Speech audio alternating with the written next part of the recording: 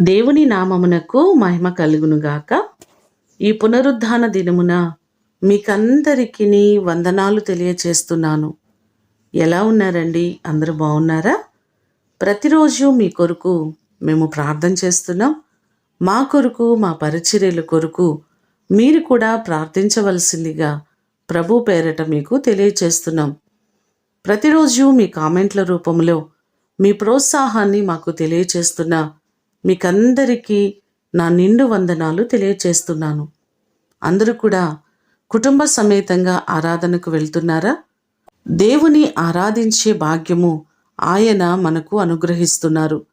కుటుంబాలతో ప్రతినిత్యము దేవుణ్ణి స్తుతించి ఆయన నామాన్ని ఘనపరుద్దాం. ఈ దినము మిమ్ములను బలపరచు దేవుని మాట, నాకు అసాధ్యమైనది ఏదైనా ఉండునా? ఇర్మియా గ్రంథము 32వ అధ్యాయము 27వ వచనం. నేను సర్వ శరీరులకు దేవుడను, నాకు అసాధ్యమైనది ఏదైనా ఉండునా అని ప్రభువు ఇర్మియాతో సెలవిస్తున్నారు. ఆదికాండము 18వ అధ్యాయము 14వ వచనాన్ని చూస్తే, యెహోవాకు అసాధ్యమైనది ఏదైనా ఉన్నదా? మీదటికి ఈ కాలమున మీ యొద్దకు తిరిగి వచ్చేదను, అప్పుడు శారాకు కుమారుడు కలుగును అని ఆ భాగంలో మనకు కనబడుతుంది.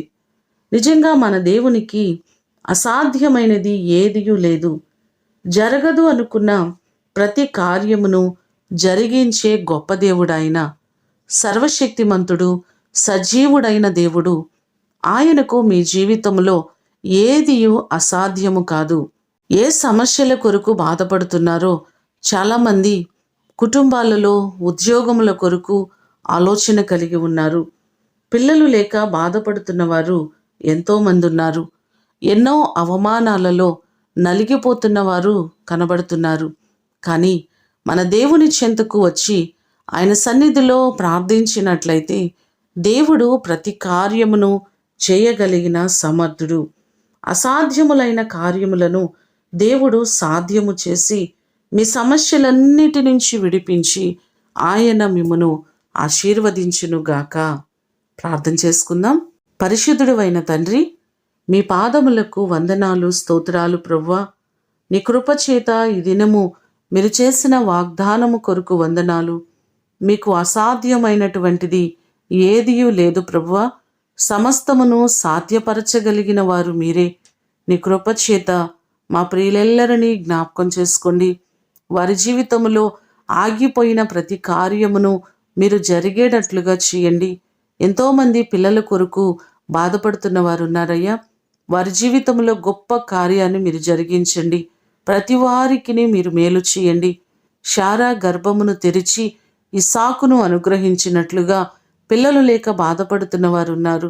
వారికి నీ కృప చేత బిడ్డలను మీరు అనుగ్రహించి ప్రతి వారి జీవితంలో గొప్ప కార్యాలు మీరు చేయండి.